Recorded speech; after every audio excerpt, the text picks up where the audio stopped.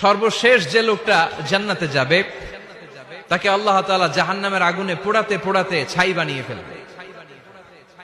আল্লাহ বলবেন, জিব্রাইল যাও একটু দেখো, একটা মাত্র সেজদা দিয়েছে আমাকে, এরকম কাউরে পাওয়া যায় কিনা। বাটি চালান দিয়ে দেখো পাওয়া যায় কিনা।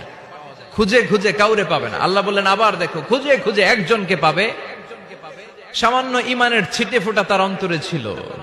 আল্লাহ বলবেন যেহেতু ছিটে ফোঁটা আছে, অনেক মায়ের খাইছে, ওকে বের করে জাহান্নাম থেকে বের করে একটা নির্ধারিত দূরত্বে রেখে দাও।